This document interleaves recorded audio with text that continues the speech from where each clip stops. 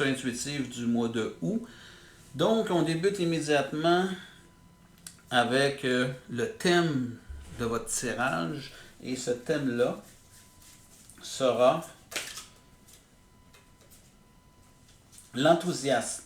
Donc, on parle ici de source d'inspiration pour les autres, une expression de la confiance en soi, d'intégralité, de succès, de partage et de réponse positive. Donc, ça annonce très, très bien. Donc, on va aller voir chemin de vie numéro 2. Qu'est-ce que votre mois de août vous réserve? Avec quelle énergie arrivez-vous? Puis arrivez avec l'énergie du 21. Oups! Donc, Uriel est le 5 cartes majeures numéro 21. Ça nous parle ici de que votre mois de août, il est temps de vous réaliser ou d'essayer de comprendre votre mission de vie, de découvrir vos forces. Puis, on vous parle ici que vous avez besoin d'aide. On vous parle ici d'être supporté. 21 aussi, ça nous dit que le mois d'août, vous êtes destiné à une grande réussite. Ça vous parle aussi que vous êtes dans des conditions favorables pour rencontrer les gens, rencontrer les bonnes personnes. Donc, c'est l'énergie avec laquelle vous arrivez, ce qui va vous accompagner durant votre mois d'août. Première carte, je le fais différemment, c'est ma lecture cette fois-ci. Je vais vous parler de ce qui traîne à l'intérieur de vous, un peu plus le côté philosophique, spirituel. Et carte majeure numéro 16, chemin de vie numéro 2. Ici, on parle de pris dans les ruines. Pris dans les ruines, c'est que sentiment d'être retenu, de ne pas capable de faire ce que vous voulez, d'aller ce que vous voulez. On parle ici de dépendance. Dépendance, bien, vous irez voir, dépendance probablement à vos peurs, dépendance à prendre son envol. Les ruines, voyez-vous, vous pouvez en faire ce que vous voulez, mais il y a cette notion-là d'être pris à l'intérieur de soi.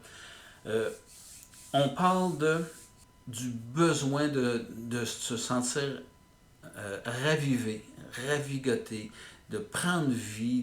Vous avez un goût très très fort durant votre mois de août de revivre, de sentiment de... C'est un genre de vide intérieur que vous avez besoin de combler, de sentir que vous allez être capable de le combler. Et pour y parvenir, vous avez le 5 de parchemin. Le 5 de parchemin, c'est votre capacité à vous mettre en action, capacité de passer de l'idée à la matérialisation de vos idées. Et là, on voit ici, c'est quand même une personne qui présente son livre aux autres. Je vous dirais, puis elle regarde vers la gauche, donc je vous parlerai de votre passé, votre vie passée. Faites une lecture de ce que vous êtes. Regardez qui vous êtes. Regardez ce que vous portez en vous, chemin de vie numéro 2, parce que ça va être très important. Il y a énormément de choses ou de réussites. Ces réussites-là vous ont permis d'être ce que vous êtes aujourd'hui, mais elles ne sont plus d'actualité. C'est comme si on s'accrochait encore à ces merveilleux événements de votre vie, mais elles ne sont plus d'actualité. Elles ne vous servent plus présentement. Vous devez passer à autre chose. On parle ici d'aller toucher à l'intérieur de vous, à vos sentiments, aller toucher à l'intérieur à... C'est le genre de... C'est ce vide-là, ce genre de branle-bas intérieur que vous portez en vous. Il y a beaucoup de choses qui vous déstabilisent. Il me semble que vous êtes tiraillé, amené à aller à gauche ou à droite, puis vous ne savez pas quelle direction prendre. Il faut un jour virer de côté et aller dans une nouvelle direction, et ça sera votre défi, parce que votre défi, voyez-vous, c'est le roi de clé. Et le roi de clé regarde vers le futur. Le roi de clé, ça nous dit, soyez bienveillant, que vous êtes une personne sensible. Le roi de clé, ça nous dit que vous êtes énormément axé vers le travail. Il y a peut-être une opportunité au niveau du travail qui se présente. Parce que les clés, c'est vraiment de la réussite, c'est très lié au travail. Et là, on se présente soit une nouvelle opportunité de carrière, une nouvelle opportunité d'association, de nouvelles responsabilités, nouvelle direction à prendre dans votre relation amoureuse. Il y a quelque chose, il y a une nouvelle direction à prendre. Puis, mais c'est beaucoup plus lié au niveau du travail, le roi. Et ça sera votre défi. Défi d'accepter. Défi de vouloir relever ce qu'on va vous présenter. On va aller chercher une explication complémentaire à ce que je vous annonce. Qu'est-ce qu'on pourrait nous dire de plus? On pourrait nous dire ici, esclave, part de lumière, remet en toute confiance son pouvoir de choisir entre les mains de Dieu, à l'intérieur de vous-même. Ne soyez pas esclave de vos peurs, ne soyez pas esclave de vos croyances. Il y a quelque chose qui vous dit que vous devez sortir de votre prison, mais vous êtes esclave du bien-être, esclave de ce que ça vous apporte, esclave de ça ne me tente pas d'aller vers quelque chose de différent. Je suis bien dans ce que je suis bien dans mes bonnes pantoufles.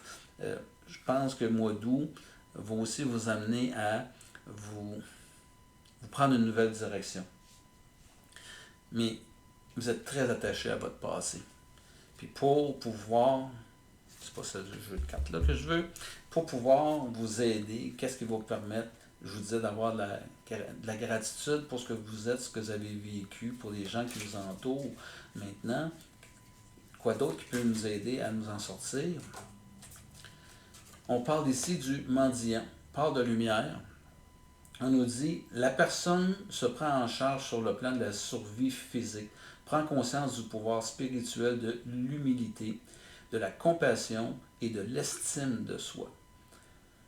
D'être tourné vers le passé, puis de vivre, de surfer sur vos réussites passées, c'est comme mendier de la reconnaissance, mendier de la gratitude. Et ici, on vous dit, mais il est temps de passer à autre chose. Il est temps d'aller vers de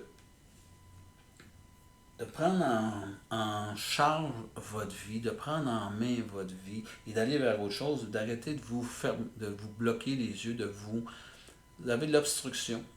Votre passé fait obstruction à votre avenir. Vous ne pouvez pas regarder vers l'avenir. Donc, votre défi, ce qui va vous aider, c'est de regarder vos projets, puis vers où vous voulez aller. Qu'est-ce qui donne un sens à votre vie, chemin de vie numéro 2? Il va être très, très important d'aller voir.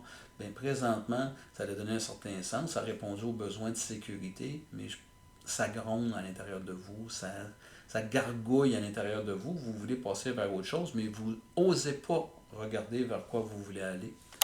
Et je vais sortir une explication complémentaire au niveau du roi de clé sur votre défi. Et votre défi, vous avez peur de réussir. Vous avez peur de réussir. C'est drôle à dire, hein? Mais c'est d'aller vers quelque chose de nouveau, d'aller vous investir dans quelque chose. La peur de réussir, c'est une peur qui est très, très, très profonde chez bien des gens. En fait, on va parler du syndrome de l'imposteur.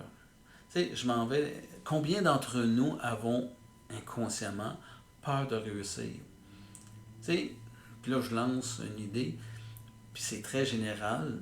Si je pense que je suis né pour un petit pain, que la réussite, ça va être quelque chose de difficile, si j'ai des pensées plus ou moins positives par rapport à l'abondance, à l'argent, bien, c'est tous des éléments qui vont m'empêcher de réussir. C'est ce qui va entretenir mes pensées, mes peurs de réussir.